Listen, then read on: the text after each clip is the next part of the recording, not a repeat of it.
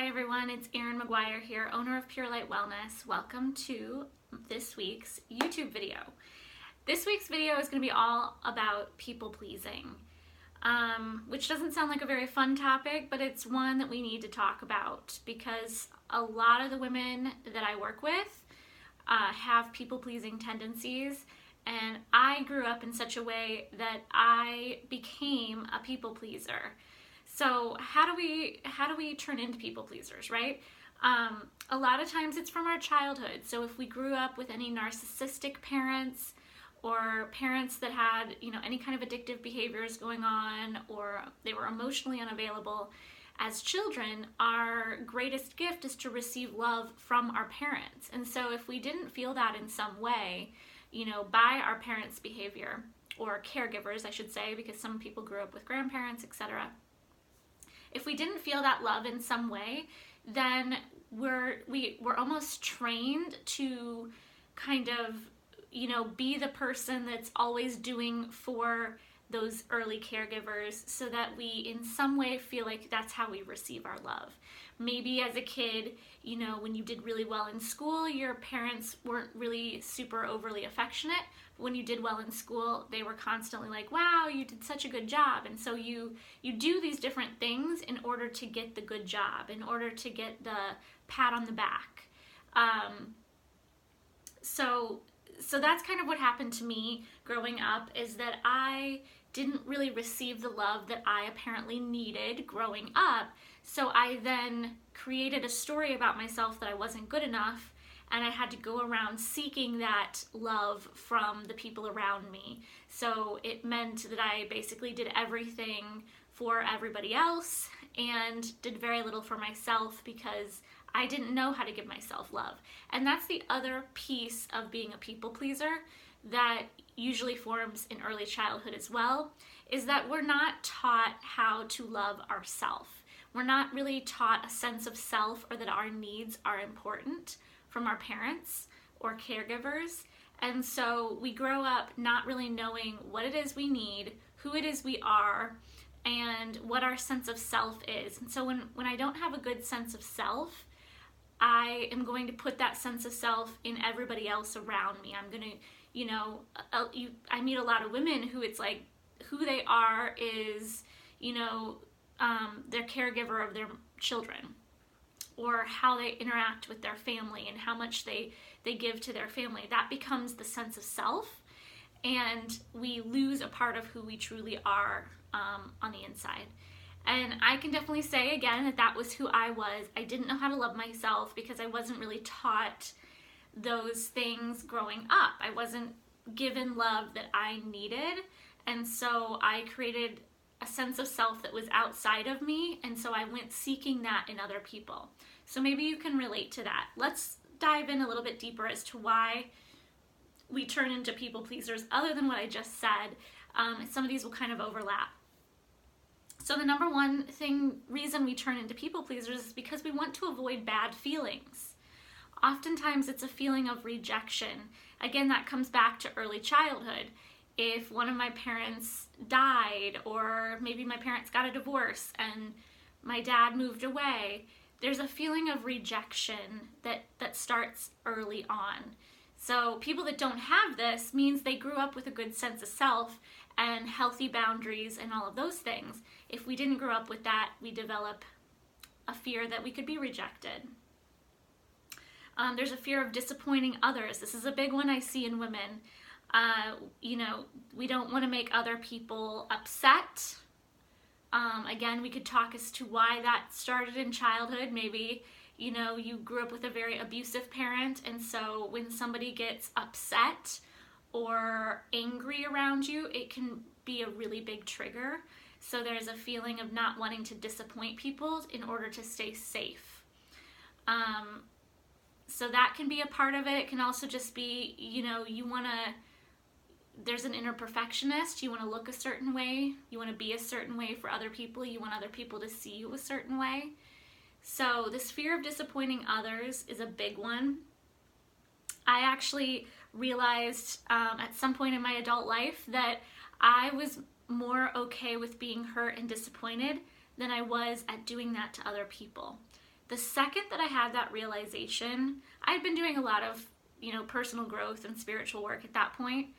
The second I had that realization, I thought, that's the most ridiculous thing I've ever thought. Like, how could I be so unloving to myself that I'm okay to take on other people's hurt? I'm okay for other people to have toxic behavior to me and hurt me, and I'd rather I take it on than somebody else.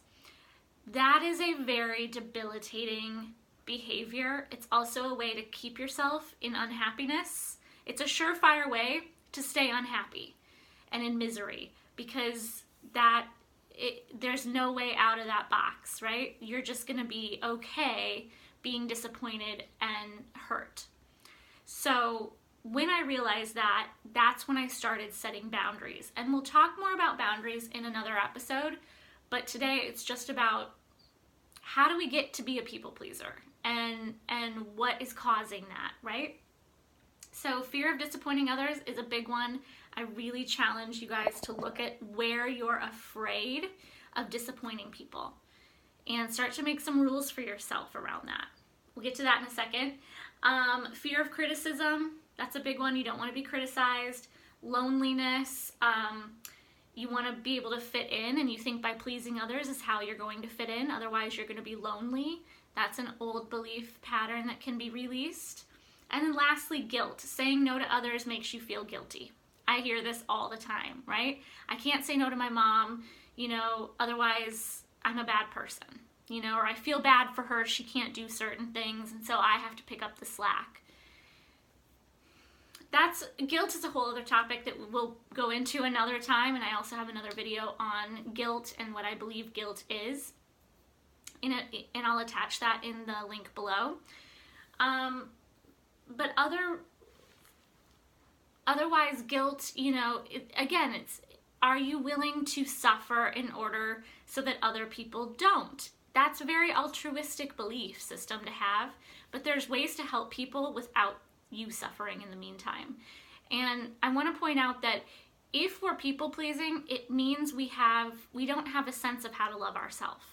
I have a lot of videos on loving yourself. I have a 40-day program where you get an email each day. It's very inexpensive from me to build up self-love, because that's the foundation to get out of a people-pleasing cycle, is you've got to start giving to yourself. Guys, we can't pour from an empty cup, okay? Water doesn't come out of a cup without water in it. So how can you really give to other people if you aren't giving to yourself? If your cup isn't full, most likely what happens is you're giving and you're resentful. Well, I always do this for this person and she never does anything for me. That's true giving. Is not, you're not expecting something in return. Okay, so a lot of times we're giving with what we call a hidden agenda. You're not even realizing that you're looking for something from the giving. And sometimes, as I said at the beginning of the video, you're looking for a sense of self. And that's completely unconscious, and that's not your fault. And that's something that needs to be worked on, with a coach or a healer or a therapist.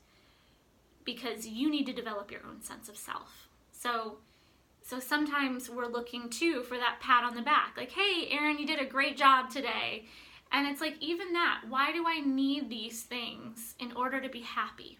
I should be able to find my happiness on my own and build up my own inner strength to feel fulfilled by my own right. I shouldn't need somebody outside of me to do those things for me. What I always like to say is, we want to get to the place where, we feel so good about ourselves. We love ourselves so much that anybody that comes in is just icing on an already awesome cake. But oftentimes what we're trying to do is use other people unconsciously, so don't beat yourself up about that. Use other people to get those needs met that didn't get met as children. That's really what it comes down to, okay? If you struggle with people pleasing, I would guess you did not get your needs 100% met as a child, even if you had a great environment growing up. If you had multiple siblings, Sometimes mom and dad can't give to everybody else. If one of your siblings had a handicap of any sort, maybe mom and dad had to give that child more attention than you. And so we end up with these internal stories that affect us in life. And then we end up becoming people pleasers. So to sum this up, I always try to keep these videos short, and it never really works. So, I hope you're enjoying so far and getting something out of this, because people pleasing, it's hard to understand. And so we just want to be able to break it down in a way that makes a little more sense for you. So why do we people please? We didn't get our needs met in childhood. Something went awry there. Which makes us develop a sense of self that's outside of ourselves, instead of developing our own deep inner sense of self. And so then we go looking for that sense of self in other people. We look for validation. We look for approval. We look for knowing that we're doing a good job. And then lastly, it's because we haven't learned to love ourselves. Because of that early programming, we never learned our sense of self, and we never learned how to give love to ourselves. So all of this is what I teach in all of my programs. In my 40 Days of Radical Self-Love, very inexpensive program. I'll paste a link below this. You get an email every single day that's just going to help you rewire your brain towards self-love. And then stay tuned for some further episodes, because we will be talking more about people pleasing, the top 10 signs you are a people pleaser, and just different ways to help you through navigating this, because it is hard to understand when you're in it, right? And just know that I've been there. As I like to say, I'm a recovering people pleaser. And it's a journey, but it starts with you standing your ground for yourself. And each time you do that, each time you set a boundary, each time you stand up for yourself and say no. And that's one thing I'd like to leave you with. One action item for this video is to say one small no this week. So what can you say no to? It doesn't have to be a big no, like telling your mom you'll no longer give her rides, to the doctor's office or something like that. That sounds like a horrible thing to say no to, but if it's draining you, we have to start looking at these things. Why am I willing to put myself in situations where I'm energetically, emotionally, physically drained, and then need to take days afterwards to heal myself from that? So again, why am I willing to suffer so that other people don't have to? Go back and watch the whole video to get the whole spiel on that topic. But it's really important to focus on taking one action step this week, one small no that you can say no to. Maybe it's your kids' school. They constantly ask you to volunteer, and you've always been the yes person. So focus on one small no this week. I look forward to hearing what that is below. Go ahead and share in the comments what's worked for you to help overcome people pleasing, and what's your one small no this week that you're going to tell. Every time you do that, I promise you start to rewire your brain towards learning how to love yourself and standing up for yourself. It's so important. It's so important in your healing journey to start taking your power back if it has been taken from you as a child. So I hope this helped you.